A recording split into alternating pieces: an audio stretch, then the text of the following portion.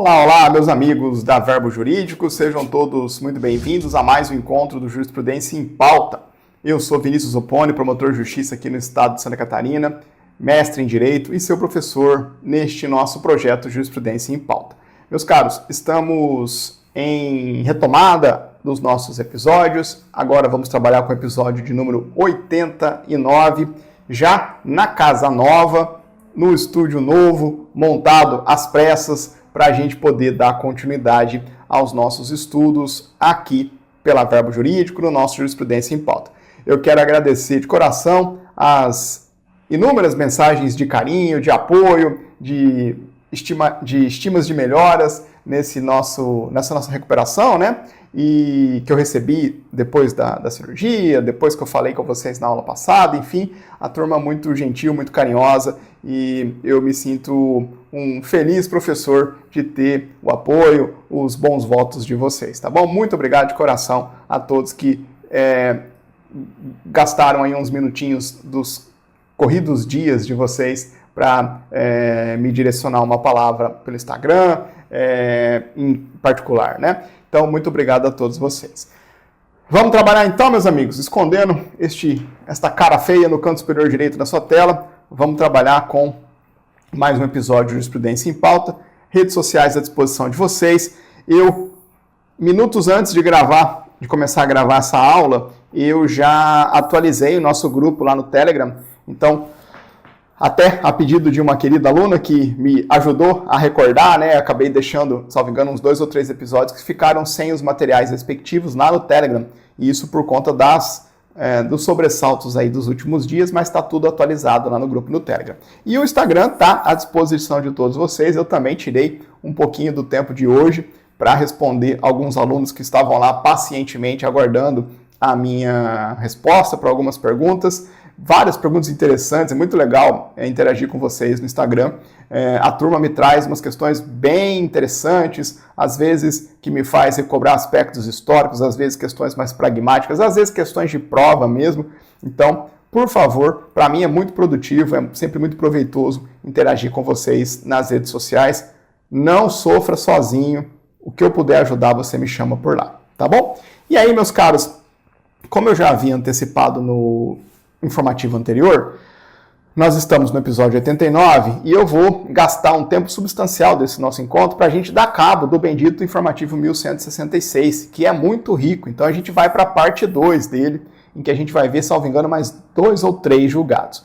O bom é que o informativo 1167 não nos apresentou tantos julgados de interesse, mas de todo modo eu vou pensar lá também uns 2 ou 3 do informativo 1167. Então, vamos trabalhar com foco, objetivamente, mas sem nunca perder a oportunidade de fazer revisões, complementações com vocês, que eu tenho certeza de que esse é o nosso grande diferencial aqui no Jurisprudência em Pauta. Oferecer a oportunidade, sim, de manter-se atualizado na jurisprudência do Supremo, mas fazê-lo numa proposta de aula de estudo verticalizado, recobrando temas necessários para você alcançar a discussão que chega no Supremo Tribunal Federal.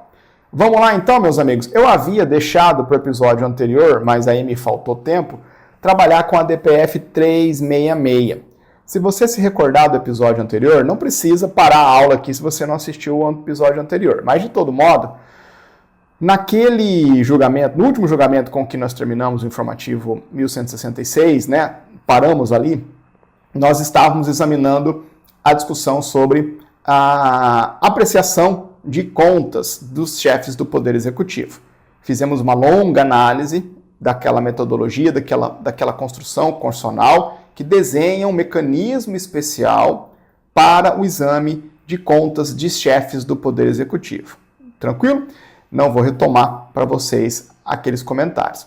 Essa DPF, importante para constitucional, importante para administrativo, importante para tutela do patrimônio público, todas as disciplinas que acabam direcionando as questões de prova para temas de tribunais de contas.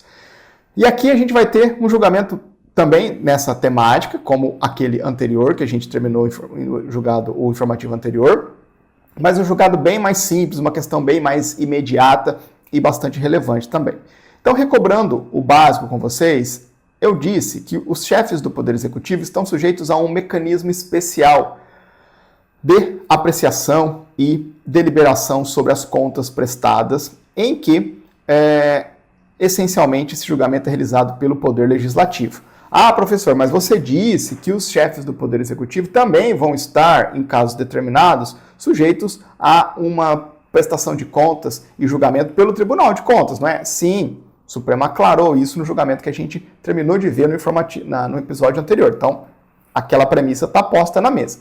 Mas agora, essa DPF 366 vai nos fazer pensar particularmente sobre as dinâmicas próprias desse mecanismo especial que existe para o exame de contas dos chefes do Poder Executivo.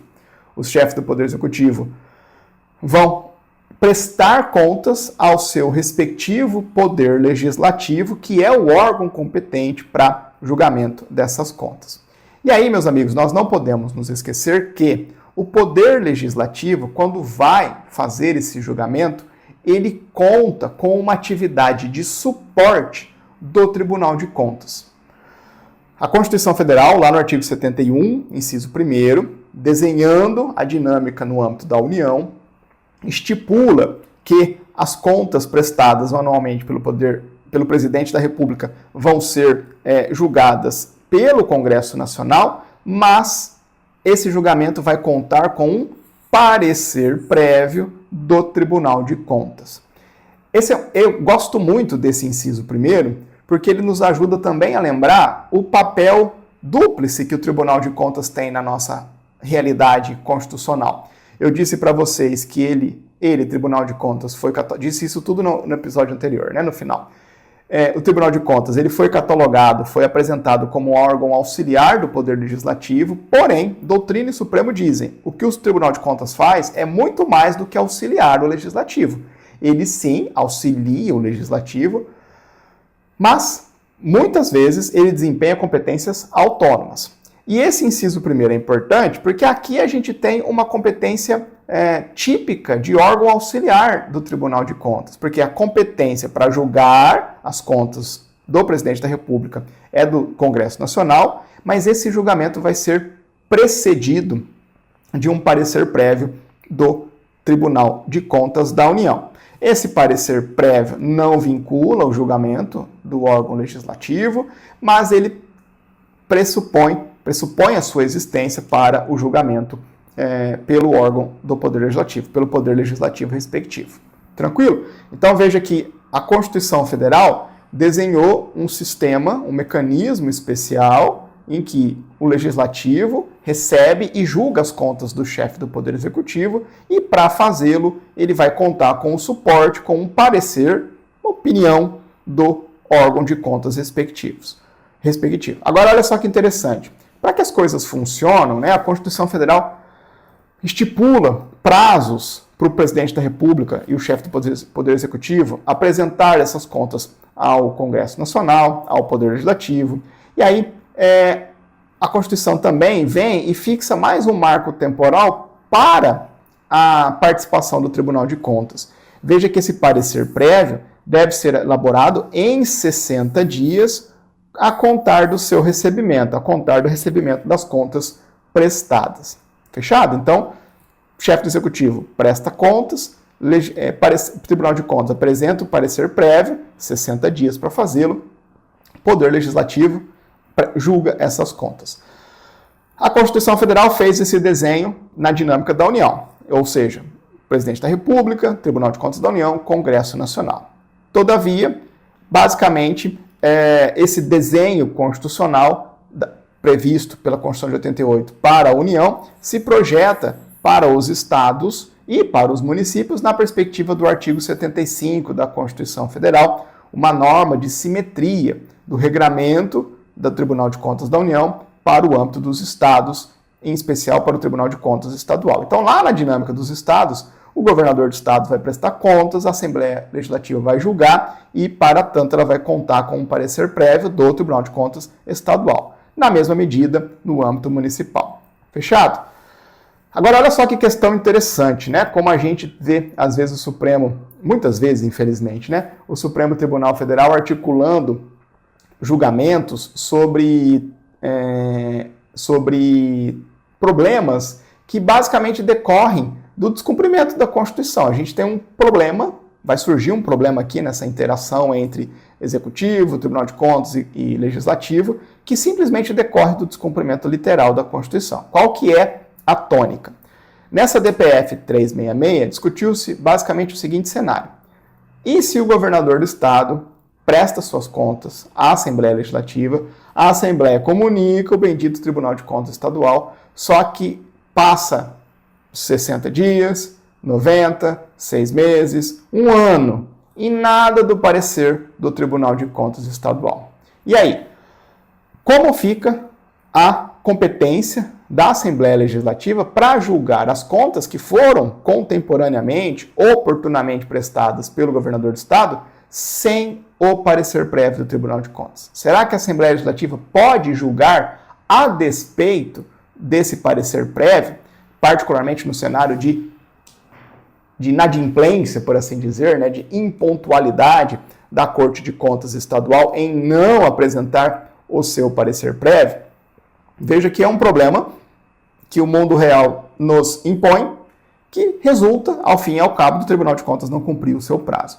Não estou aqui elucubrando as razões, né? O Tribunal de Contas costuma ter muito trabalho mesmo, né? Mas veja que, se a gente olhar para o ano de trabalho do Tribunal de Contas, talvez um dos principais, se não a principal competência, né? Algo que a turma poderia se organizar para fazer dentro do prazo, é isso aqui, né? A prestação de contas, o julgamento, o parecer prévio nas contas apresentadas pelo chefe do Executivo. De todo modo, o problema, a realidade nos se impõe, problema na mesa, o Supremo vai responder. E o que o Supremo entendeu? Será que a Assembleia Legislativa pode prosseguir no julgamento sem o parecer prévio do Tribunal de Contas, se ele não estiver cumprindo o prazo? E o Tribunal de Contas entendeu que, o Supremo Tribunal Federal entendeu que sim, a Assembleia Legislativa pode sim avançar para o julgamento, mesmo sem o parecer prévio do Tribunal de Contas. Então, olha lá que interessante. O parecer prévio elaborado pelo Tribunal de Contas é um documento pautado por critérios estritamente técnicos e consiste em um elemento fundamental para subsidiar a apreciação final das contas anuais do chefe do Executivo pelo Poder Legislativo. Então, é um documento, o Supremo não quer desprezar a importância desse documento. É um documento relevante, critérios técnicos, elemento fundamental para subsidiar a apreciação final. Agora, uma vez ultrapassado o prazo de 60 dias para a produção do parecer prévio, não se pode admitir que a competência conferida ao Legislativo Estadual seja impedida, sob pena de menosprezá-lo, de diminuir o seu âmbito de atuação e de afetar a sua própria dignidade, ao submetê-lo a órgão que, relativamente ao julgamento das contas anuais do chefe do Executivo, tem a função meramente auxiliadora. Olha aquele raciocínio que eu trouxe para vocês, né? O que o Supremo está dizendo aqui? O documento, o parecer prévio do Tribunal de Contas, é relevante, mas se a gente trava o exercício da competência constitucional do Legislativo para julgar as contas do chefe do Executivo pela falta desse parecer, nós estamos invertendo a lógica do sistema, em que o Tribunal de Contas, nesse caso, desempenha uma atividade meramente auxiliadora. Então, o auxiliar, o secundário, por assim dizer, não pode impedir o avanço, o julgamento do mérito, o exercício da competência constitucional pelo órgão principal nessa dinâmica que é o Legislativo. Agora, veja que em nenhum momento o Supremo está extrapolando, dizendo que o Tribunal de Contas, em tudo que ele faz, é função meramente auxiliadora do Legislativo. Não. O Tribunal de Contas é uma instituição constitucionalmente autônoma que desempenha diversas competências que nada dizem respeito ao Legislativo. Agora, essa daqui, estampada no 71, inciso 1º da Constituição Federal, é uma função do Tribunal de Contas meramente auxiliadora. Fechado? Avançando, na espécie ultrapassados, aí o Supremo cria a tese, né?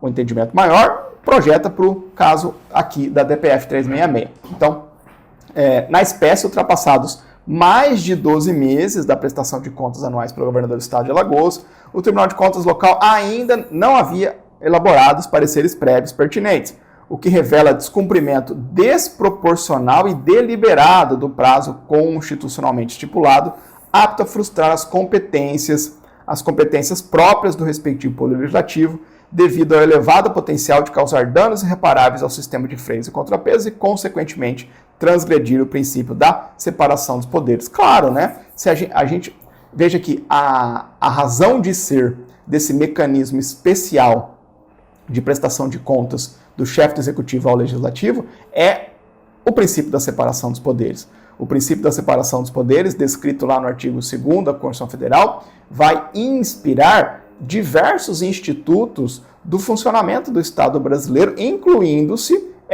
esse mecanismo especial de prestação de contas do chefe do Executivo, julgadas pelo Legislativo respectivo.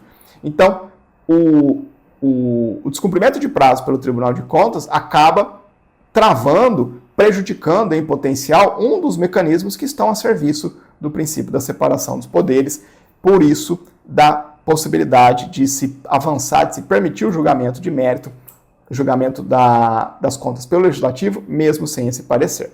Então, com base nesses e em outros entendimentos, o plenário, por unanimidade, julgou improcedente a arguição para assentar a constitucionalidade dos decretos legislativos da Assembleia lá de Alagoas, que aprovaram as contas anuais prestadas pelo governador do Estado relativo aos exercícios financeiros de 2010, 11 e 12. Então, o objeto aqui da DPF, acabei não discriminando, né, quis deixar na questão generalizada, é que a Assembleia Legislativa decidiu por tocar o barco, julgar as contas, no caso aprovando, mas poderia julgar rejeitando, mas julgou mesmo sem o parecer do Tribunal de Contas. E aí a DPF impugnava os decretos legislativos dessa Assembleia que julgaram as contas sem o parecer prévio. E o Supremo disse que a DPF é improcedente. Os decretos legislativos estão consentâneos com a Constituição Federal em vista dessa construção que nós acabamos de ver.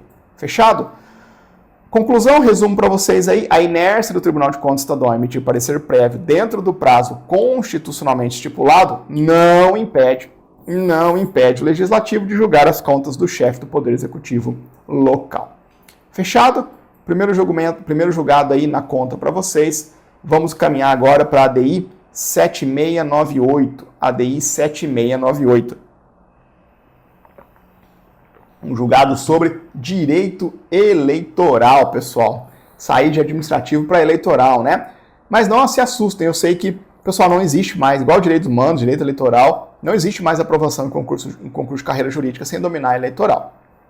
Talvez uma defensoria pública da vida ainda não cobre tanto eleitoral, muito embora cobre pesadamente direitos humanos, né? Mas o eleitoral acho que só não ganhou espaço ainda em edital de defensoria pública e eu não vejo muito espaço para se cobrar. Se bem que a defensoria pública adora cobrar de tudo, né?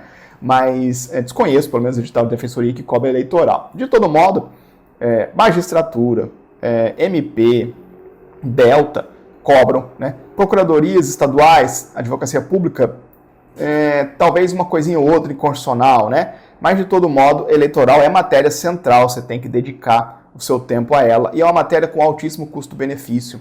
Ela não é tão longa, tão grande quanto um processo civil, um penal da vida, tá bom? E é muito mais interessante, né? Eleitoral é muito legal, eu dou aula de eleitoral aqui na casa e sempre tem muitas discussões. Eleitoral é o filho predileto do direito constitucional, por isso que o constitucional me levou para o eleitoral aos pouquinhos, e aí eu fui promotor eleitoral dos 11 anos de MP, 9 anos praticamente, né? 8 anos e meio na função eleitoral, e essa conjunção de fatores me fez dar aula de eleitoral e eu gosto muito. E aí aqui a gente tem um julgado de eleitoral, que você vai encarar, vai enfrentar comigo, e é um julgado relativamente fácil de se compreender, tá bom? Vamos lá. Olha só que discussão interessante, um tema que talvez você nunca viu no estudo regular do direito eleitoral, vai ter a oportunidade de ver aqui comigo o conteúdo de fundo e já entender o julgamento do Supremo. Nessa ADI 7698, o Supremo foi chamado a examinar basicamente duas disposições. A primeira disposição é o artigo 46 da Lei 9.504 de 1997, que é a denominada Lei Geral de Eleições. E a segunda disposição é uma resolução do Tribunal Superior Eleitoral, resolução 23.610 de 2019, que basicamente complementa a normatividade desse artigo 46. Então, esse cara aqui agrega uma regulamentação em vista daquele poder normativo, né, peculiar que a Justiça Eleitoral detém. E aí, sobre o que estes dispositivos versam? Esses dispositivos versam sobre a dinâmica de debates dentro do processo eleitoral. Os debates que a gente está acostumado a ver, especialmente na televisão. Mais especificamente, esses dispositivos trazem uma regra que orienta a identificação de quais candidatos devem ser chamados para a participação no debate. Particularmente, aquele debate, né, pessoal, aquele debate de eleições majoritárias. Ele fala sobre eleições majoritárias ou proporcional, mas a gente sabe que hoje em dia no Brasil não tem como fazer não tem como fazer debate para eleição proporcional. Imagina fazer um debate de vereadores, né, de deputados estaduais. Não, na prática isso é inviável. Então, muito embora o dispositivo fale sobre debates na rádio ou em televisão para ambos os sistemas eleitorais, eleição majoritária e proporcional, a gente sabe que na prática é a eleição majoritária que manda, chefe de executivo primordialmente. Então, esses dispositivos, o artigo 46 da Lei Geral de Eleições, dá uma regrinha para identificar quem que a rádio ou TV que vai organizar o debate é obrigado a chamar para participar no debate. Será que é preciso chamar todo mundo? Não. É outro regulamento, a gente vai ver. Então, vamos imaginar lá uma eleição para prefeito de município com 10 candidatos de partidos ou de coligações diferentes. Tem que chamar todo mundo? A lei decidiu por não seguir esse encaminhamento. A lei construiu uma outra regra. Olha lá. Independentemente da veiculação da propaganda eleitoral gratuita no horário definido nessa lei, ou seja, o debate não tem nada a ver com a propaganda gratuita, é facultada a transmissão por emissora de rádio ou televisão de debates sobre as eleições majoritárias ou proporcional. Aí vem o ponto que importa. Assegurada a participação de candidatos dos partidos com representação no Congresso Nacional. Então, primeiro requisito, o partido tem que ter representação no Congresso Nacional, e essa representação tem que ser por, no mínimo, 5 parlamentares.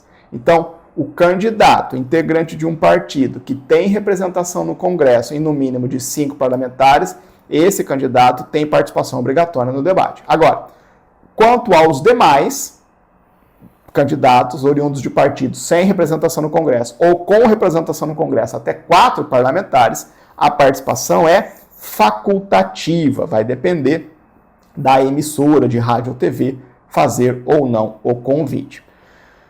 Fechado? Veja aqui algumas observações sobre esse 46 para a gente já aproveitar o estudo. Decorem esse cara. Decorem o requisito. Participação, candidato integrante de partido político com representação no Congresso Nacional e tendo no mínimo 5 parlamentares. Parlamentares. Veja que a lei usou a expressão gênero. Parlamentares. O que inclui, na legislação eleitoral, sempre que você encontrar parlamentares, você vai poder somar deputados federais e senadores. Fechado? Ótimo. Aí, meus caros, além do legitimado ativo dessa ADI, além de incluir esse artigo 46, ele trouxe à tona também, como objeto literal ali da ADI, uma disposição da resolução do TSE, o artigo 44, parágrafo 6º, que acaba também versando sobre o tema do debate. Aí ele diz o seguinte, a resolução do TSE. Para efeito do disposto nesse artigo, que é o artigo 44, que basicamente dialoga com esse artigo 46 da lei, considera-se a representação de cada partido no Congresso Nacional a resultante da última eleição geral, com eventuais alterações decorrentes de novas totalizações operadas até o dia 20 de julho do ano da eleição, conforme a tabela a ser publicada pelo TSE até 2 dias antes do prazo para a convocação da reunião do plano de mídia de que trata o artigo 52 da Lei 9.504. Não vou falar de plano de mídia aqui, senão a gente não sai do lugar e não precisamos caminhar. Então veja, o que o legitimado ativo queria quando conjugava como objeto dessa DI, tanto o 46 da 9.504 quanto esse dispositivo da resolução TSE. O objetivo final, onde ele queria chegar, era o seguinte: o legitimado ativo foi um partido político Ele queria basicamente mudar o marco, o momento considerado para a verificação do número de parlamentares de um partido para fins de identificação se haveria ou não obrigatoriedade de convocação do candidato respectivo. Por quê? Porque, lendo a disposição da resolução, a resolução trava como dia de verificação, dia que vamos pegar lá, vamos pegar a lista de parlamentares, Congresso e deputado, lista todo mundo, faz a alocação ali por partidos. Pronto, tá travado aqui, ó.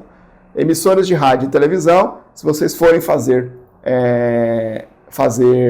debates aí Brasil afora, olha para o candidato, vê o partido dele aqui na nossa listagem. Se tiver 5, tem que chamar, menos de 5, não precisa. E qual é a data que a resolução do TSE selecionou? Ela mandou travar o dia 20 de julho. 20 de julho do ano da eleição. Por que o dia 20 de julho? Porque é o dia em que se inicia o prazo para a realização das convenções partidárias. Lembra disso? Esse é um prazo importante do calendário eleitoral, né? As convenções partidárias são realizadas entre o dia 20 de julho e 8 de agosto. Artigo 8º dessa lei aqui. E as convenções partidárias são muito importantes. Nas convenções partidárias, nas portas do processo eleitoral, no início do processo eleitoral, nelas, os partidos tomam duas decisões bem importantes. Primeiro, elas escolhem os candidatos que vão sair nas eleições. Então, os filiados vão apresentar a sua pretensão de sair candidato e nas convenções partidárias vai haver essa escolha, formalização dessa escolha.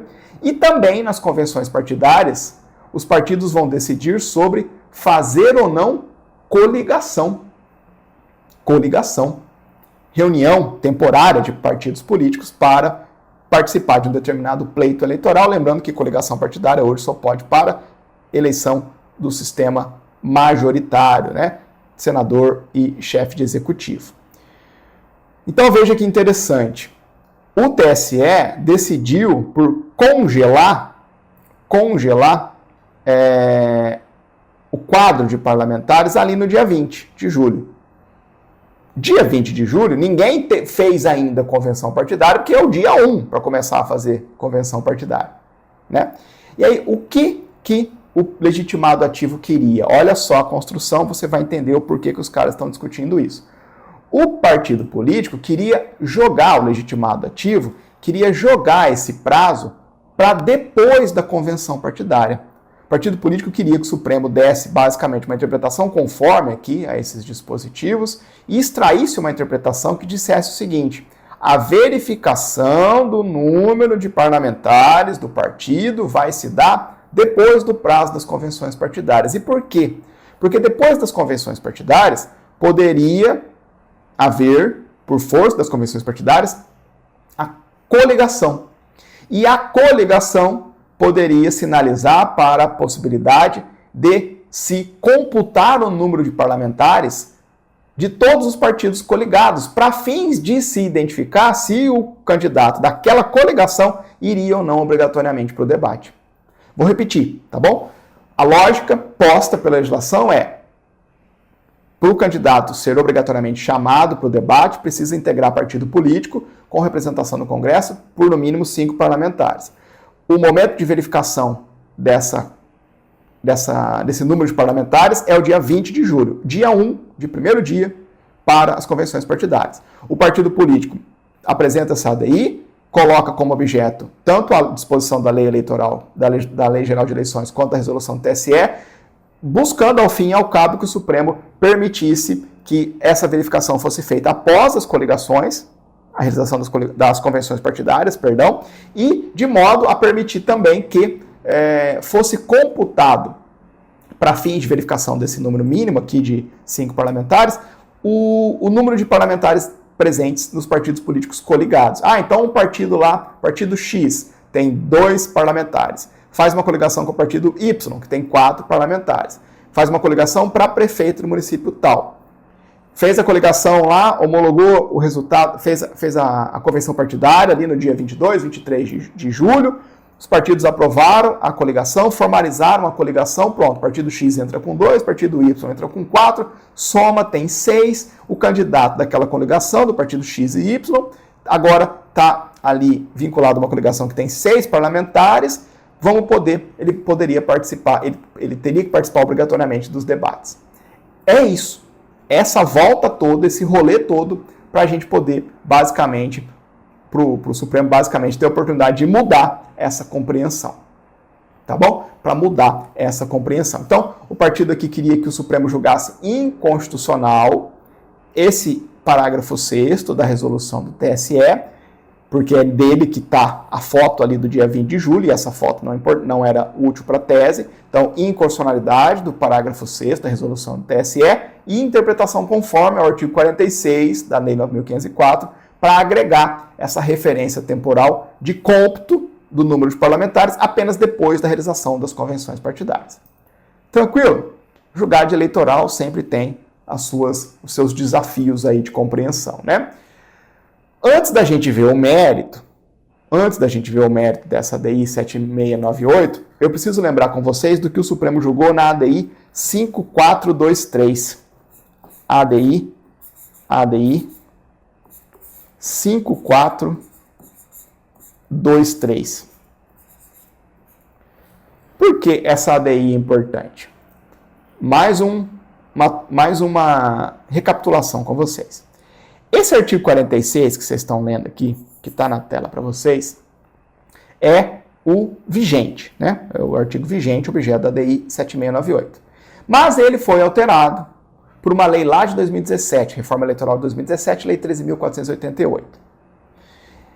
Todavia, ele já havia sofrido uma outra alteração em 2015. Então, a gente tinha a redação originária do artigo 46, que sofreu uma alteração em 2015, que agora sofreu uma alteração em 2017, e aí aqui a gente tem essa ADI 7698. Agora, olha só que interessante, recobra comigo o histórico desses dispositivos para você ver como é que esse tema é cambiante, né, na legislação. Na redação originária do artigo 46, ele não exigia um número determinado de parlamentares, exigia apenas que o partido político tivesse representação no Congresso Nacional. Então, já era suficiente. Redação originária, requisito, representação no Congresso, independentemente do número. Vem a lei em 2015, Lei 13.165, mini reforma eleitoral de 2015, e altera a redação originária e passa a exigir um número mínimo de 9 parlamentares. 9 parlamentares. Então, saiu de basta 1 para 9 em 2015.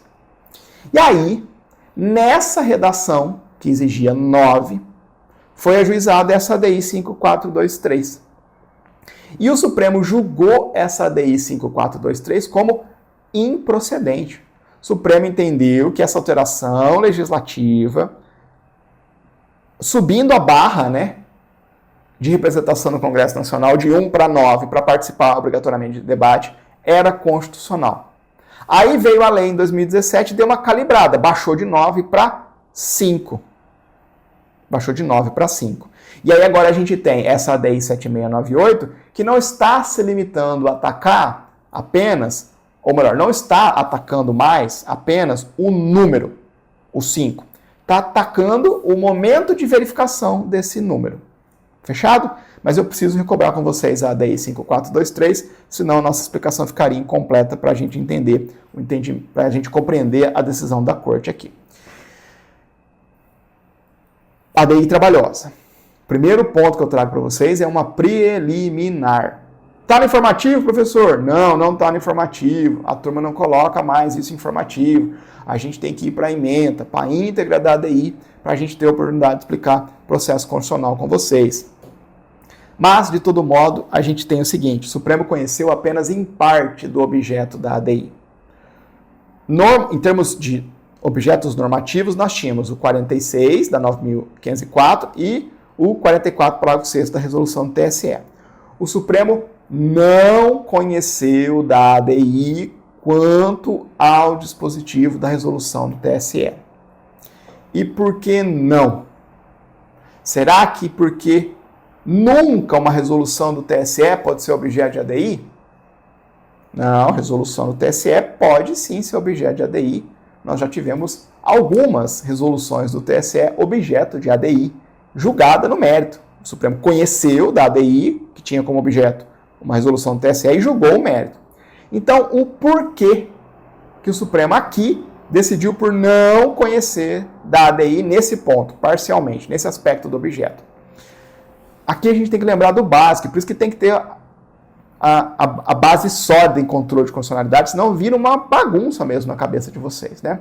O que pode ser objeto de ADI? Lembra do básico comigo. Lei ou ato normativo federal ou estadual. Então, precisa ser lei ou ato normativo federal ou estadual. A resolução do TSE é algo federal, né? Então, está preenchido. Agora, será que é um ato normativo? Será que é um ato normativo? Meus amigos, esse não é um ponto simples, tá? Para compreender e generalizar a jurisprudência do Supremo. O Supremo entende assim, ó. Quando o objeto da ADI é uma lei ou ato normativo federal ou estadual. Lei não, a resolução do TSE não é lei. Beleza. Vai ser um ato, se for, vai ser um ato normativo e federal tranquilo. Agora, o Supremo diz o seguinte: para que um ato do Estado, produzido pelo Estado brasileiro, por qualquer um dos seus segmentos, seja considerado um ato normativo, é preciso que eu, Supremo, olhe para esse ato e verifique no seu conteúdo disposições revestidas de generalidade e abstração. Então é necessário que esse ato, que eu quero ver se é normativo ou não, traga algo para a ordem jurídica, que seja um conteúdo abstrato e que regule de um modo geral um aspecto do funcionamento da nossa realidade jurídica e o faça logo abaixo da Constituição Federal. Tem que ser uma normatividade que decorra da Constituição Federal. Porque se for uma normatividade que decorra de lei, a gente não vai ter o conflito direto com a Constituição. Então precisa ser um ato normativo, assim entendido como um ato que dispõe de um conteúdo revestido de generalidade, abstração, que agregue algo para a ordem jurídica numa camada imediatamente abaixo da Constituição. Eu disse que esse ponto não é simples, não é básico, não é uma obviedade. O básico é saber que o objeto da ADI é lei ou ato normativo estadual ou federal. Agora, quando a gente olha para ato normativo e vai procurar referência na jurisprudência do Supremo, a gente tem algumas considerações complementares e um pouco mais casuísticas. Então, o Supremo, com esse raciocínio mãe, já olhou para resoluções do TSE e disse: aqui eu tenho um ato normativo federal. Eu tenho o TSE aqui exercitando aquele seu poder atípico de normatização, trouxe um ato normativo por meio, sobre a forma de uma resolução, que é revestido de generalidade, abstração, normatizando algo logo abaixo da Constituição, e eu vou fazer controle de constitucionalidade abstrata em face dele. Agora, o Supremo olhou para essa resolução do TSE em específico, para esse dispositivo, e não encontrou esses predicados. O Supremo olhou para essa resolução do TSE e viu nela um caráter eminentemente regulamentar, secundário, ausente generalidade e abstração suficiente para legitimar o acesso à via do controle concentrado. Então, de novo, você precisa levar para a prova a ideia mãe e exemplos em concreto da jurisprudência da Corte. Então, não generalize. O Supremo sempre conhece de ADI que tem por objeto resolução TSE. O Supremo nunca conhece de ADI que tem por objeto resolução TSE. Não, calma. O Supremo conhece de ADIs que tem como objeto resolução TSE, se essa resolução TSE preencher o requisito de ato normativo. Generalidade, abstração, conteúdo que traz um regulamento para a ordem jurídica de maneira primária, imediatamente abaixo da Constituição. Não pode ser algo meramente regulamentar, algo secundário, algo sem generalidade, sem abstração. Se não tiver esses predicados, não vai dar o requisito constitucional de ato normativo federal para legitimar a discussão em uma ADI. E aí, veja que essa preliminar é importante porque ela matou no ninho uma das pretensões do legitimado ativo, que era a inconstitucionalidade dessa disposição. Se o Supremo não vai conhecer da ação contra aquele dispositivo, ele evidentemente não vai poder julgar o mérito e reconhecê-lo por inconstitucional. E aí o objeto ficou capenga, né? O objeto ficou capenga. A construção jurídica do legitimado ficou coartada na origem já, na preliminar, porque sobrou só o 46 caput. Sobrou só o 46 caput da Lei Geral de Eleições, da Lei 9.504, para o Supremo aplicar uma interpretação conforme. O legitimado ativo pediu uma interpretação conforme. Agora vejam como a gente precisa dominar, né, direito constitucional para poder sobreviver nos informativos do Supremo. Cabe interpretação conforme nesse caso, pessoal, quanto ao artigo 46. O que é a interpretação conforme mesmo? Básico de controle de constitucionalidade, princípio interpretativo, né, de princípios hermenêuticos, de exegese constitucional. A interpretação conforme é uma técnica aplicada para examinar um dispositivo infraconstitucional, sempre cabível, sempre quando nós estivermos diante de um dispositivo com mais de um significado. A interpretação conforme pressupõe que o dispositivo examinado dele resulte mais de um sentido. Você tem um determinado texto, enunciado normativo, um texto de um dispositivo de lei, por exemplo, e aí, por processos hermenêuticos legítimos, você extrai um sentido 1, um sentido 2, um sentido 3, um texto plurívoco, de múltiplos significados. E aí eu preciso identificar, eu preciso aplicar a interpretação conforme a Constituição para selecionar a norma, o sentido, a interpretação que seja a mais consentânea com a Constituição. E aí veja que interessante, né? O Supremo olhou para o artigo 46 da Lei Geral de Eleições e disse o seguinte: como é que eu vou aplicar a interpretação conforme se o dispositivo impugnado é unívoco, não comporta mais de uma exegese, mais de uma interpretação? Olha lá, a jurisprudência dessa corte não aplica a atribuição de interpretação conforme a Constituição quando o dispositivo impugnado não comporte mais de uma exegese. É premissa para a interpretação conforme. O dispositivo ser plurívoco, ele é unívoco, então não cabe.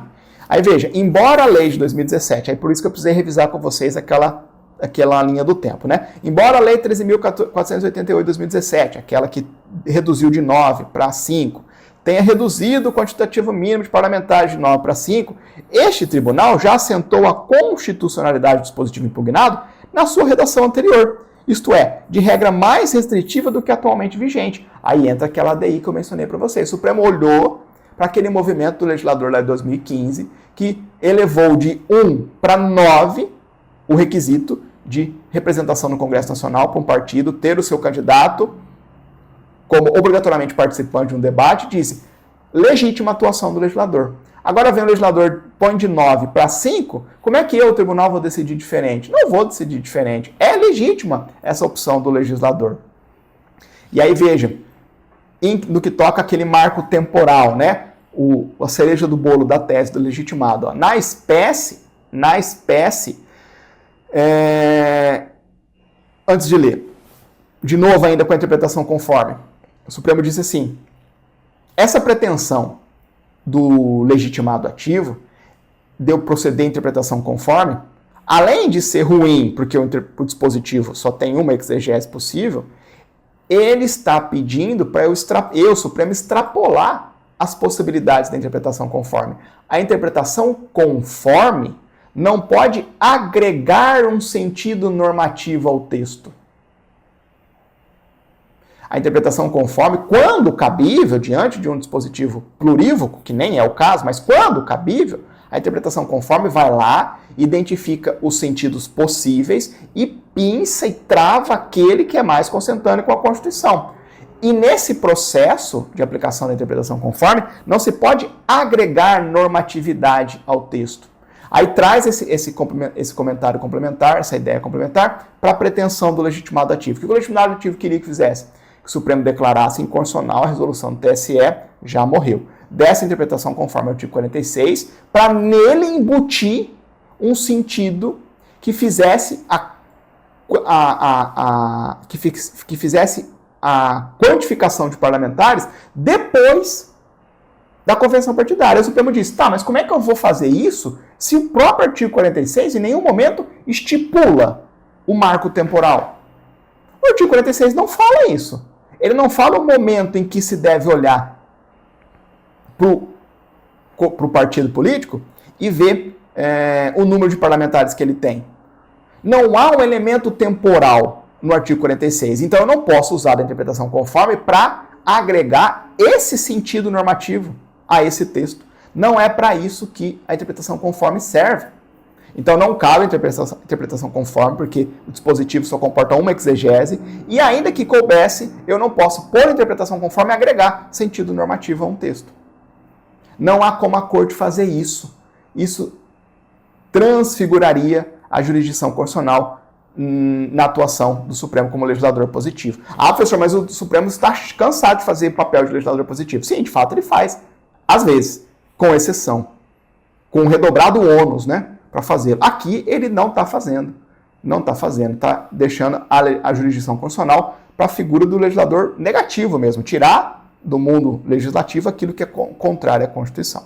E aí, então veja, na espécie, o conteúdo atual não revela qualquer marco temporal específico para efeito da aferição da quantidade mínima de parlamentares federais, motivo pelo qual a almejada interpretação não se insere no âmbito hermenêutico possível, sob pena de representar medida incompatível com a literalidade do texto. Logo, o Supremo conheceu parcialmente da DPF e, naquilo que conheceu, julgou ela improcedente para assentar de novo a constitucionalidade do artigo 46 da 9.504.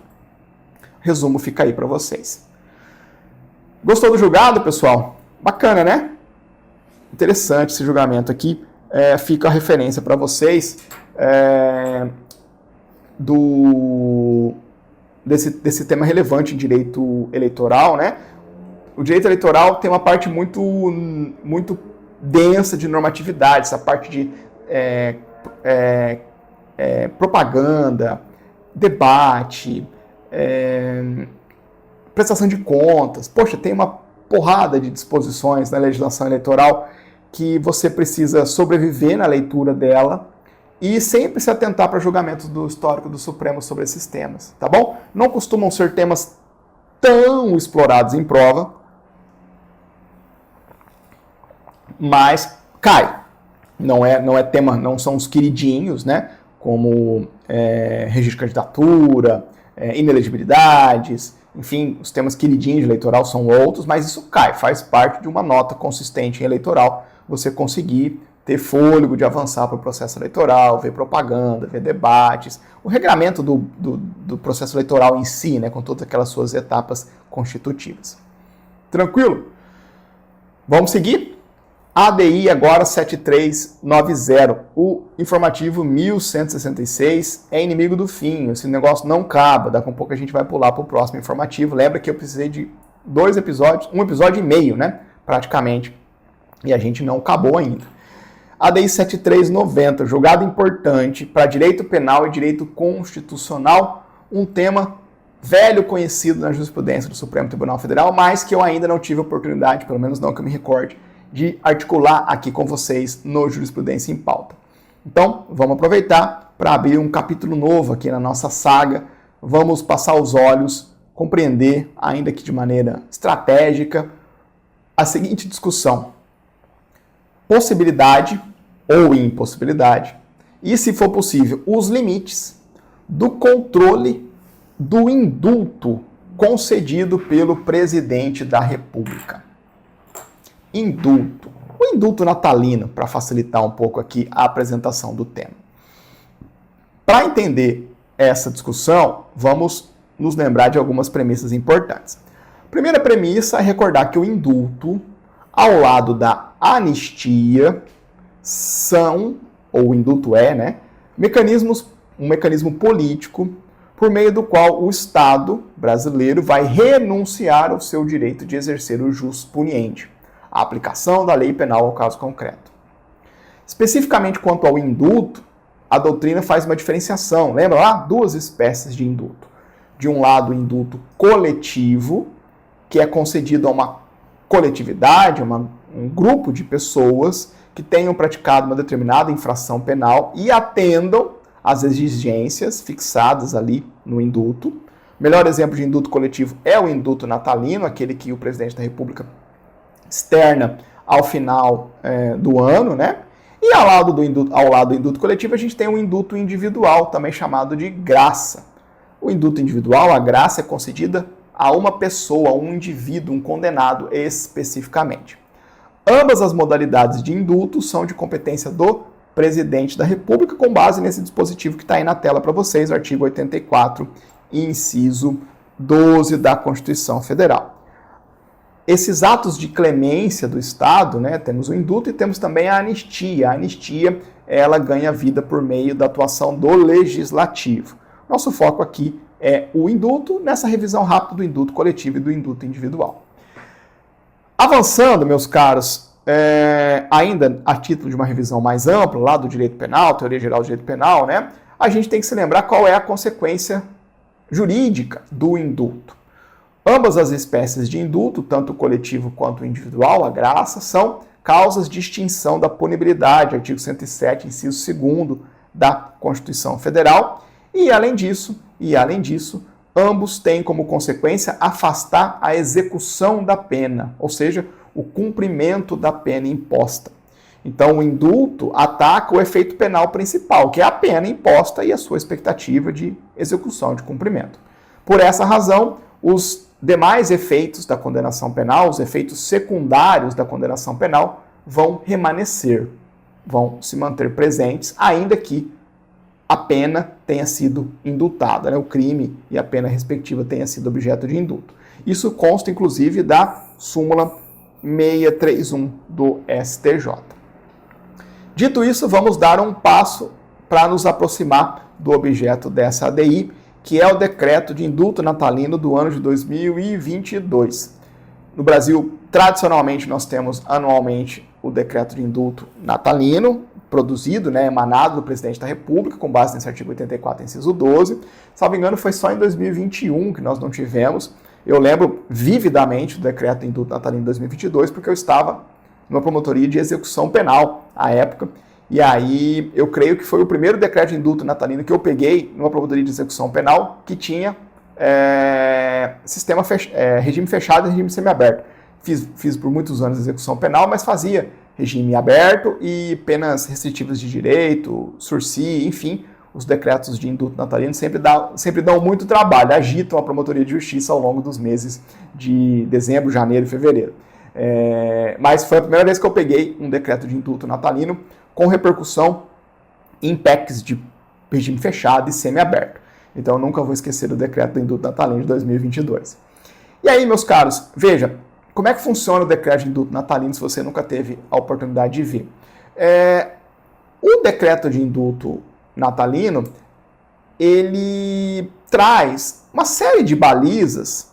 Ele é um indulto coletivo, e aí o decreto é construído de diversas regras que fixam vários requisitos, várias hipóteses de incidência, por assim dizer, que se presentes no caso concreto vão ensejar a extinção da pena ou, eventualmente, a comutação, o abatimento ali de um pedaço da pena. Então, é uma grande tabela, um grande ato normativo do qual a gente extrai uma tabelona. Olha, crimes com esse requisito vão ser objeto de indulto. Crimes cometidos com violência, sem grave ameaça, cuja pena tenha sido de tanto. Os decretos têm formatações diversas. Então, esse é o desenho geral do decreto de indulto natalino. Veja que o decreto de indulto, o indulto natalino não é algo obrigatório, né, pelo presidente da República, mas é da tradição do direito brasileiro que ele seja promulgado pelo presidente da República no final do ano, muito embora na história do Brasil aí, um ano ou outro isso não foi promulgado. De todo modo, por que eu estou trabalhando com esse histórico amplo com vocês? Porque muitas vezes o Supremo Tribunal Federal foi chamado a examinar esse decreto de indulto natalino. Então, como é algo da tradição da presidência da República, não é a primeira vez que o decreto de indulto natalino vai ser examinado pelo Supremo, o decreto de indulto natalino de um ano determinado vai ser examinado pelo Supremo Tribunal Federal. E aí, por conta disso, a Corte foi construindo uma jurisprudência sobre esse tema, sobre a possibilidade e os limites do controle jurisdicional dessa figura, né, do alcance do indulto natalino. E esse julgado, nessa DI 7390, se soma a esse histórico, porque a gente vai ter mais uma vez o Supremo sendo chamado a examinar um decreto de indulto natalino. E aí, o que chamou a atenção no decreto de indulto natalino de 2022, que fez a Procuradoria-Geral da República, a PGR, um dos legitimados ativos, em ajuizar, chamou a atenção da PGR para ajuizar essa DI. Então veja, o decreto de indulto natalino de 2022, ele chamou muita atenção, que ele veio numa formatação em que ele estendeu bastante o alcance do indulto. Ele projetou o indulto para todas as condenações por crimes cuja pena privativa de liberdade máxima fosse de até 5 anos. O que é bastante coisa, pessoal. Sem nenhuma consideração complementar. Estou simplificando, tá? O decreto é cheio de regrinhas. Mas esse ponto chamou muita atenção. O critério, ou um dos principais critérios para fazer o alcance do indulto, foi considerar a pena privativa de liberdade máxima fixada em abstrato para o crime. Então, o indivíduo foi condenado a crime X, um foi condenado a 2 anos e meio, o outro foi condenado a 4 anos.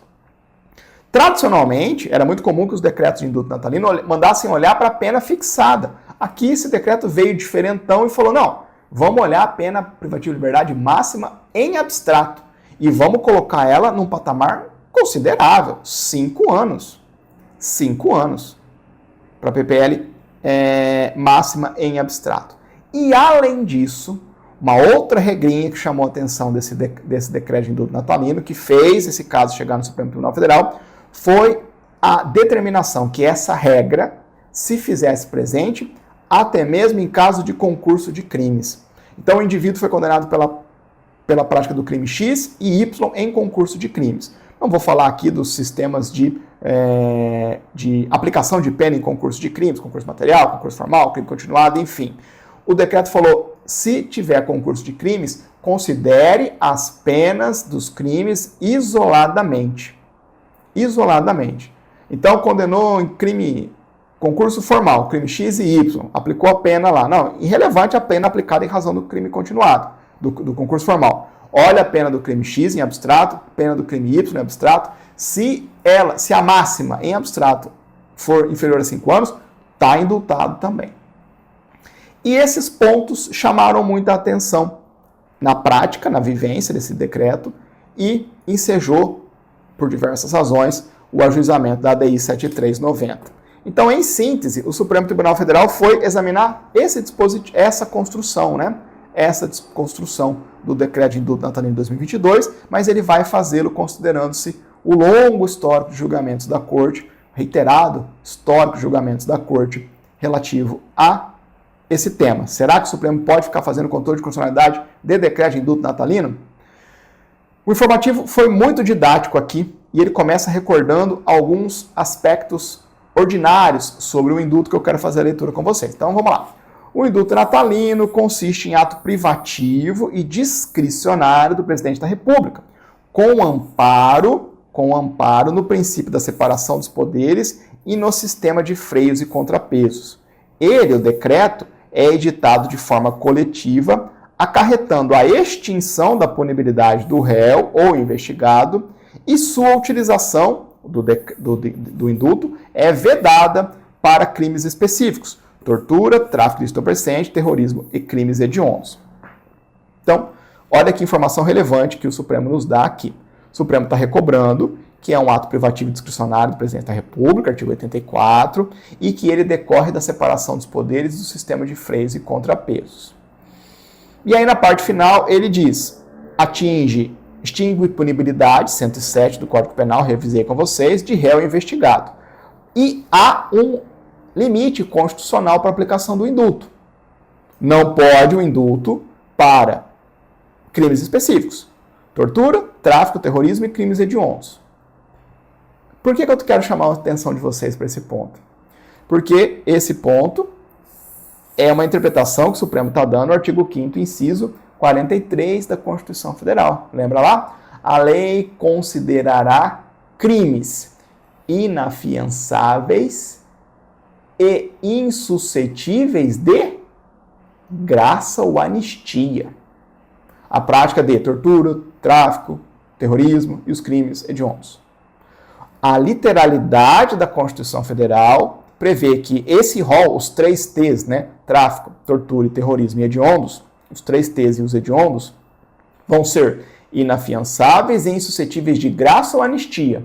O Supremo está interpretando esse dispositivo para indo além do sentido estrito de graça, que é o indulto individual, e reconhecer o indulto como um todo, inclusive a forma coletiva. Então, trocando em miúdo, o Supremo está dizendo que para os 3 T's e os crimes hediondos, vai haver, eles são inafiançáveis e insuscetíveis de indulto coletivo, individual, graça e de anistia. Fechado? Queria destacar esse ponto com vocês para a gente não perder a oportunidade. Ótimo. Caminhando. Agora a parte importante desse julgamento aqui, né? O Supremo, por meio do informativo, vai nos revisar a sua jurisprudência sobre os limites do julgamento de controle de constitucionalidade do indulto. Olha que julgado importante, a DI importante, 7390, vai nos permitir falar sobre o passado da Corte. Que bom, vamos ver. Conforme jurisprudência dessa Corte, o referido instituto jurídico, ou seja, o indulto, é um instrumento constitucional de política criminal voltada a atenuar possíveis incorreções legislativas ou judiciárias, em prol da redução da superlotação carcerária, da reinserção e ressocialização de condenados que a ele façam jus, como regra geral, não pode ser questionado. Lembra que o Supremo disse aqui, pessoal, que o indulto ele tem amparo na separação dos poderes no sistema de freios e contrapesos? O Supremo está dizendo o seguinte: o indulto é um instrumento que precisa ser lido dentro da dinâmica da separação dos poderes, na perspectiva da persecução penal. Veja, o legislador participa da persecução penal? Participa. Ele vai lá, pela reserva de lei em sentido estrito, cria crimes e comina as penas em abstrato. Tal conduta, crime, pena de tanto a tanto. O judiciário, pela reserva de jurisdição na aplicação da lei penal, vai lá e condena e faz dosimetrias, fixa a pena nos casos concretos. E o judiciário faz o quê nessa dinâmica? O executivo faz o quê? O legislativo define o crime e fixa as penas em abstrato. O judiciário aplica a lei penal, faz dosimetria, aplica a pena no caso concreto. E o executivo faz o quê? O executivo tem à sua disposição um indulto, pelo menos o executivo da União. Então, por meio do indulto, o executivo é chamado a exercitar uma competência de equalização de eventuais incorreções legislativas ou judiciárias, visando fins que, de acordo com o Supremo, são acolhidos pela Constituição: redução da superlotação carcerária, os fins de reinserção e ressocialização da pena. E por essa razão, por ser um instrumento a serviço da separação dos poderes, a regra geral é que não é possível haver o controle jurisdicional, nem mesmo a título de controle de constitucionalidade, do indulto.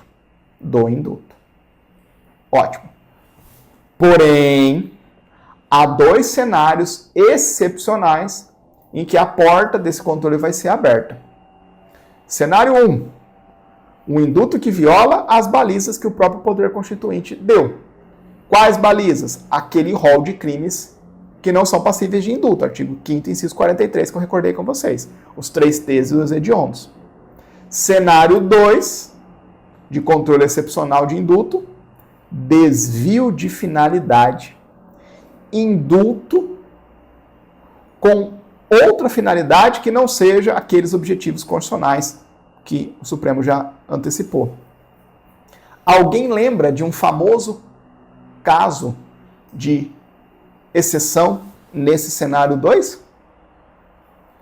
O indulto individual, ou graça, para o deputado Daniel Silveira, a DPF 964, que eu vi com vocês no já antigo episódio, antigo porque faz tempo, mas está atual, episódio 15 do Jurisprudência em Pauta, a DPF 964, o controle excepcional de constitucionalidade de um decreto de indulto individual por desvio de finalidade. Tranquilo? Então, contudo, permite-se o seu controle jurisdicional para verificar o cumprimento das balizas restritivas elencadas pelo legislador constituinte e avaliar uma possível ocorrência de desvio de finalidade. Legal? E aí, avançando, segue o Supremo. Ao fim e ao cabo, o presidente da República pode fazer aquilo que ele entender justificável dentro do quadrante constitucional. A Constituição Federal, tirando o rol de crimes para os quais não cabe o indulto, não deu nenhuma orientação concreta, além daquela, olha, não pode indultar tráfico, tortura, terrorismo e crimes hediondos. O presidente da República é livre para desenhar o indulto de acordo com as regras que ele entender adequado. O Supremo disse, o presidente da República não está preso a uma baliza de política criminal vigente. Não, estamos com uma política firme de repressão às organizações criminosas. Olha, em linha de princípio, se essa é uma baliza de política criminal, o decreto de indulto não está preso a ela. Pode indultar? Vamos indultar membro de organização criminosa que está sendo condenado pela primeira vez. Está dentro da discricionariedade do presidente da República. O presidente da República não está preso à orientação sumulada, de repercussão geral, repetitiva de tribunais superiores. O decreto de indulto não precisa guardar observância de jurisprudência consolidada de tribunais superiores. Né? O decreto de indulto não está preso a um histórico de regras. Os decretos de indulto sempre mandaram olhar para a pena concreta fixada. Esse aqui está mandando olhar para a pena em abstrato.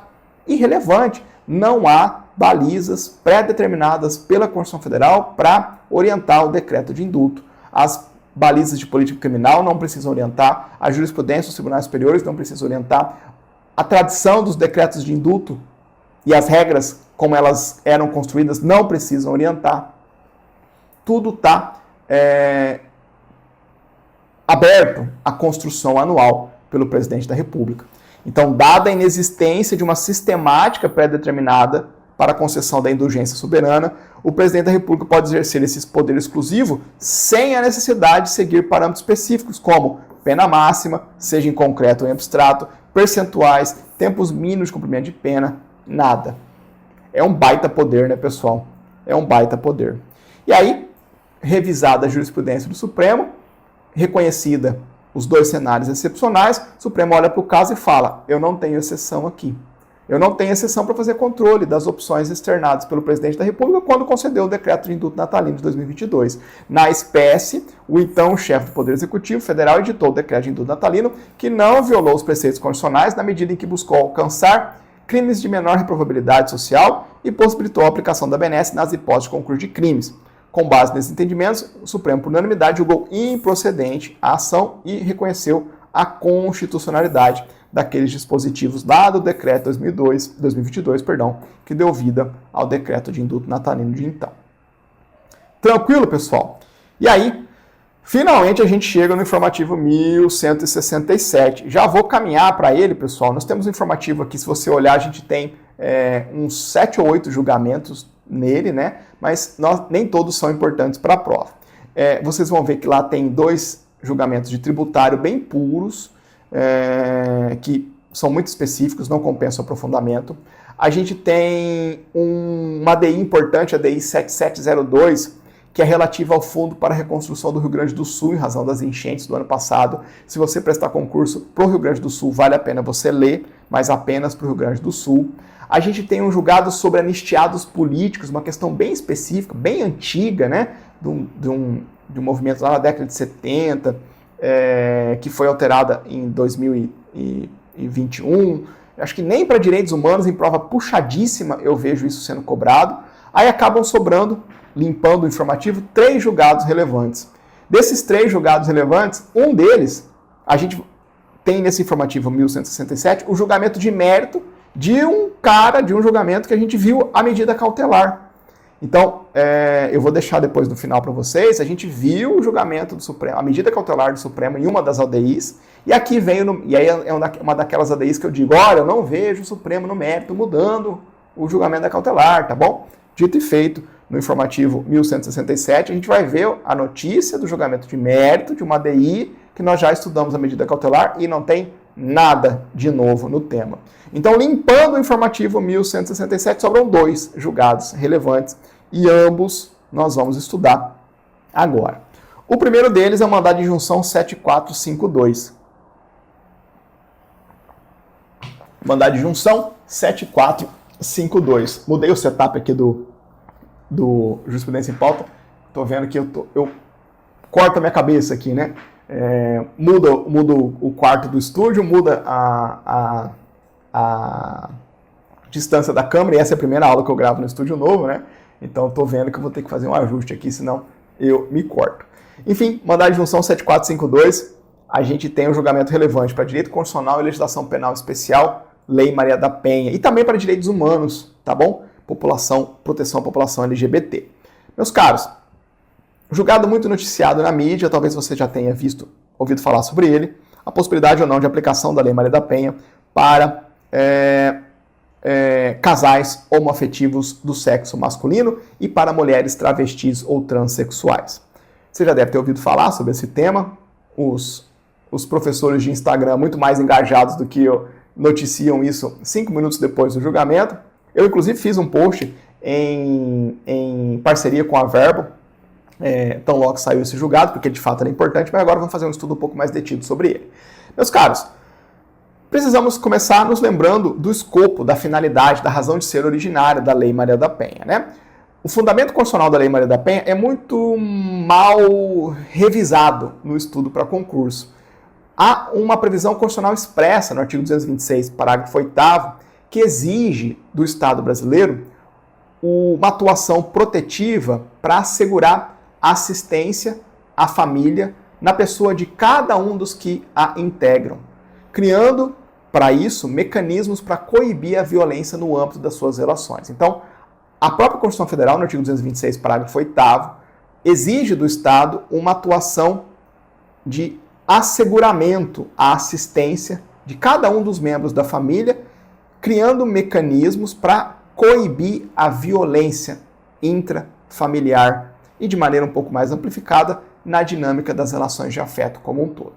Então, a gente tem aqui a Lei Maria da Penha dando vida a esse comando constitucional.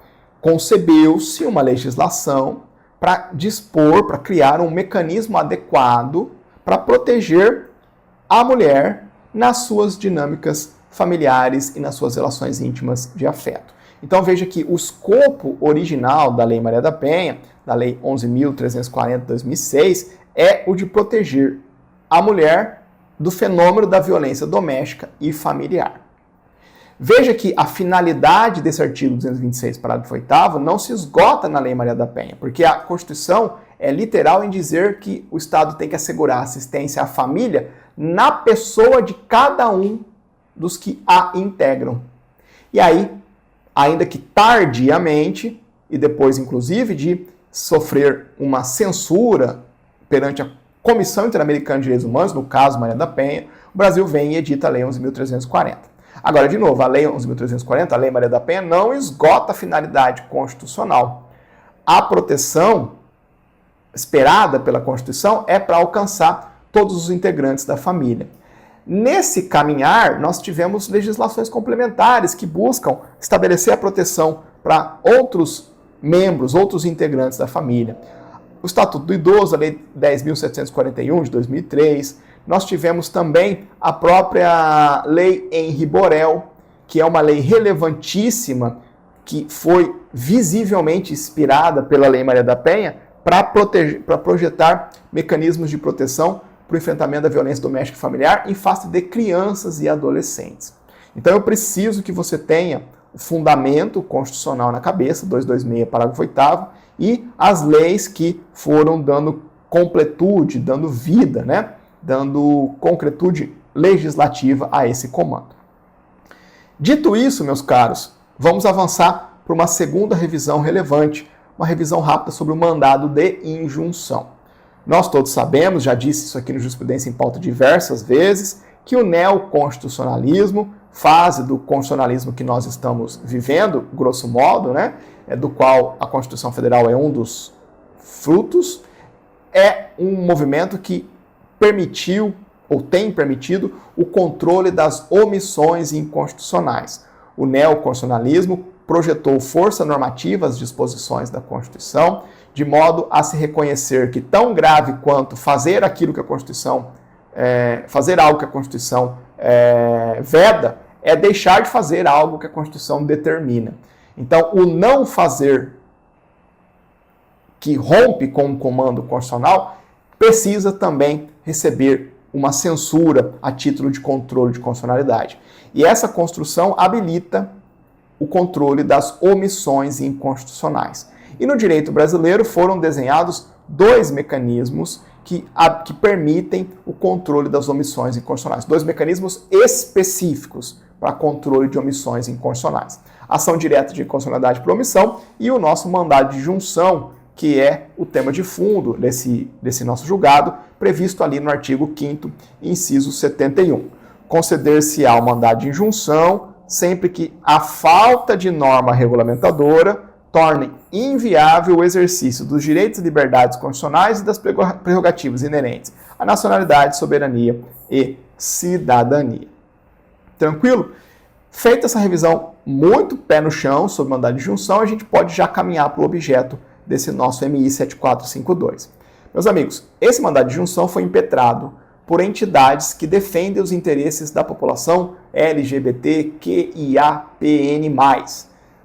Essa expressão, né, que eu vou reduzir para LGBT, é uma expressão que congrega diversos segmentos da população brasileira que exercitam a orientação sexual e a identidade de gênero numa perspectiva diferente daquela que se expõe na dinâmica sexo masculino, sexo feminino, gênero feminino. Então, é uma expressão ampla que congrega as mais diversas formas de orientação sexual e de identidade de gênero e que agrupam segmentos da população brasileira que acabaram ficando desprotegidos dos mecanismos ordinários. O direito brasileiro foi estruturalmente pensado sob a ótica dicotômica dos gêneros masculino e feminino, ou do sexo masculino e feminino. E esse direito orientado a essa dicotomia não teve espaço para acolher as pretensões e as demandas específicas desse segmento populacional brasileiro, que é tido como um grupo vulnerável.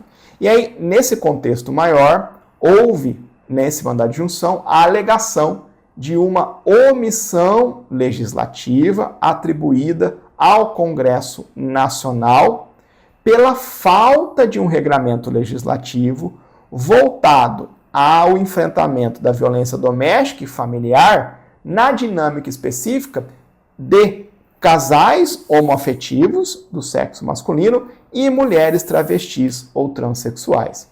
Então, recobrando da previsão constitucional, o comando constitucional que exige uma proteção a todos aqueles que integram a família, protegendo-os da violência no âmbito familiar, o legitimado ativo pugnou pelo reconhecimento de uma omissão inconstitucional, dada a ausência de um mecanismo especial legislativo para se enfrentar e proteger casais homoafetivos ou integrantes de casais homoafetivos do sexo masculino e mulheres travestis ou transexuais nas suas relações familiares, nas suas relações íntimas de afeto tal como existe para mulheres, existe para crianças e adolescentes, existem para idosos, não existe para estes segmentos da sociedade brasileira. E aí, em vista da ausência de uma legislação com esse escopo, com esse teor, pleiteou-se o reconhecimento da omissão legislativa. Tá bom? Lembre-se vocês que não é a primeira vez que esse tipo de demanda vociferada, apresentada por uma entidade representativa da população LGBT chega no Supremo Tribunal Federal. Nós já tivemos uma demanda com um perfil muito semelhante e até mais, num pleito até mais agudo, né, um tema mais polêmico, né, no mandado de junção 4733 e ADO 28, em que basicamente essa mesma discussão veio à tona em vista da ausência da ausência de um tipo penal voltado à criminalização da homofobia e da transfobia. E aí o Supremo lá na ADO 26 e no mandado de junção 4733 reconheceu a omissão do Congresso Nacional e determinou a aplicação para a homofobia e transfobia da legislação existente para o racismo, a Lei 7.716 de 89. Então, estou apenas ligando, né, esse julgamento de agora, do mandado de junção 7452, com aquele de antes. Precisa ir para o seu caderno de legislação penal especial, de direitos humanos, de direito constitucional, para você deixar os seus estudos cada vez mais ricos. Então a gente vai ver aqui a resposta do Supremo. O Supremo tem que responder duas perguntas. Primeiro, tem omissão legislativa? E se sim, como é que vai ser suprida essa omissão legislativa, né, via mandado de junção? E aí, meus amigos, o Supremo acolheu o pedido, né? O Supremo reconheceu a omissão legislativa e nos seguintes termos. Então, o Estado tem o dever constitucional de punir discriminações atentatórias a direitos e liberdades fundamentais. Um outro dispositivo importante do artigo 5º da Constituição Federal, que foi inclusive recobrado pelo Supremo lá na DO 26. E o Estado também tem o dever de proteger todas as famílias, independentemente de serem heteroafetivas, contra a violência doméstica, bem como todas as pessoas, sem limitar-se ao gênero feminino. Então, aquela obrigação do Estado punir discriminações e proteger a família e os membros da família de episódios de violência se faz presente a despeito do modelo de família e a despeito de as pessoas serem ou não, da família ser ou não heteroafetiva, né? Independentemente de se limitar ou não ao gênero feminino. Isso se dá na medida em que o Estado Democrático de Direito é definido por um sentido expandido de igualdade, qual também se materializa com o combate às desigualdades baseadas na construção social do gênero. Assim, apesar de orientação sexual e identidade de gênero estarem incluídas nos motivos de não discriminação consagrados no princípio de Yogyakarta e abrangidos pela proteção dos princípios constitucionais de dignidade da pessoa humana e da igualdade, o Brasil vive uma situação de catástrofe concernente às violências de gênero homofóbicas e transfóbicas. Os mesmos argumentos usados pelo Supremo lá na DO 26. Só lembrando, o que são os princípios de Yogyakarta mesmo, pessoal? É um tratado internacional de direitos humanos? Não, né? Os princípios de Yogyakarta são um conjunto de princípios produzidos pela sociedade civil em âmbito global que consagram a projeção de direitos humanos para a população LGBT.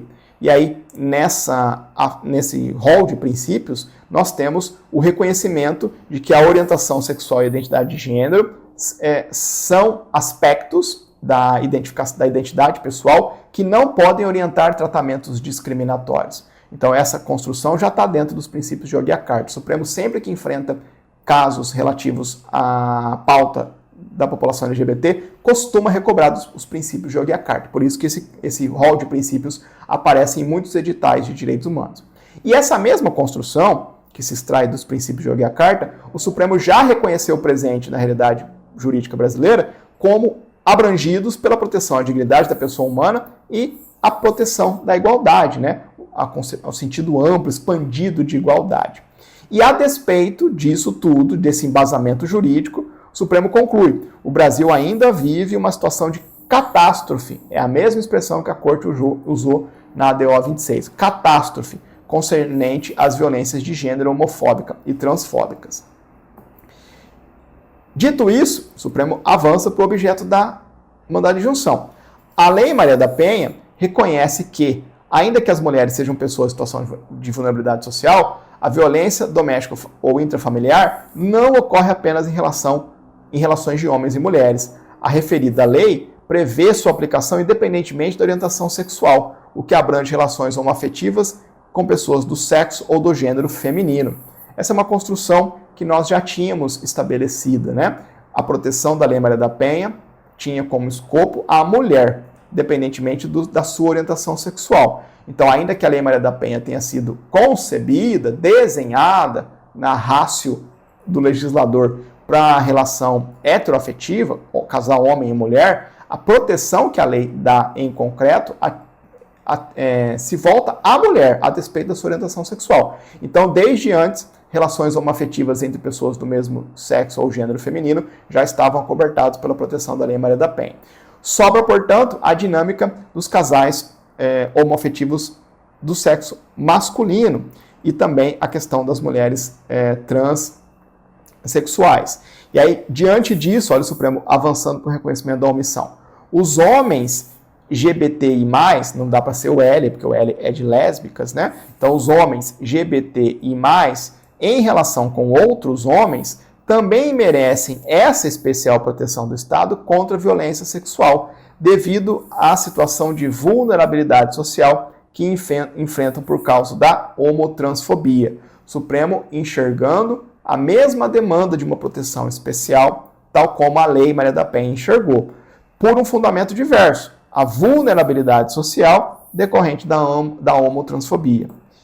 Com base nesses e outros entendimentos, o plenário, por unanimidade, concedeu a ordem de mandado de injunção coletivo para, primeiro, reconhecer a mora legislativa e determinar a incidência da norma protetiva da Lei Maria da Penha aos casais homoafetivos do sexo masculino e também às mulheres travestis ou transexuais nas relações intrafamiliares. Então, tem uma mulher travesti, está sendo vítima de violência por parte do pai, do irmão, do cunhado, vai ser alcançada pela Lei Maria da Penha. E também para os casais homoafetivos do sexo masculino, em vista da vulnerabilidade social decorrente da homotransfobia, né? Da homofobia, perdão, né? Na expressão do Supremo aqui, da homotransfobia.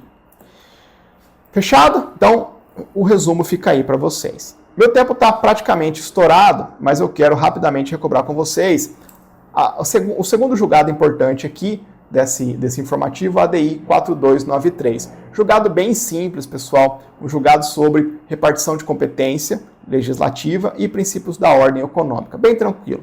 O Supremo examinou aqui nessa ADI uma lei estadual de iniciativa parlamentar que passou a exigir, no âmbito daquele estado, por parte das seguradoras, né, de veículos, a comunicação da perda total de um veículo ao Detran.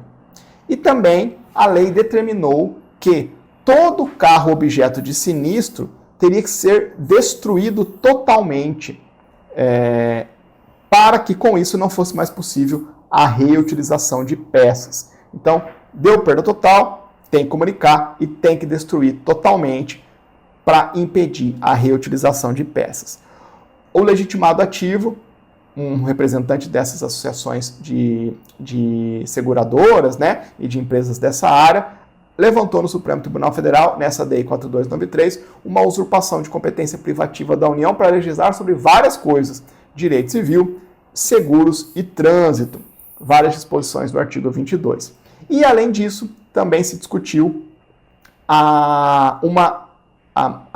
então aqui uma inconstitucionalidade formal e aqui uma perspectiva de inconstitucionalidade material, quando o legislador estadual determinou que os veículos objeto de destruição total, objeto de perda total, fossem destruídos, né, de modo a impedir a reutilização de peças.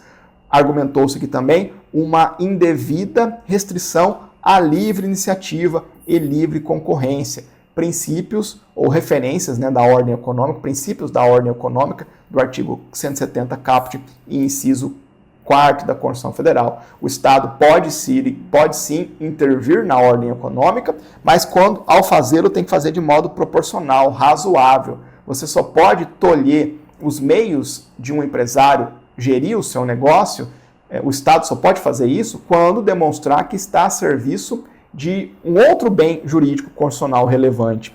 Senão, a gente teria aqui uma livre iniciativa esvaziada de sentido, de livre concorrência também. E aí, meus caros, e qual foi o problema aqui? Foi aquela providência de mandar destruir totalmente, né? Era colocar numa prensa, macetar o carro para não poder usar mais nada. Ah, mas deu perda total no veículo, mas consegue usar uma peça tal.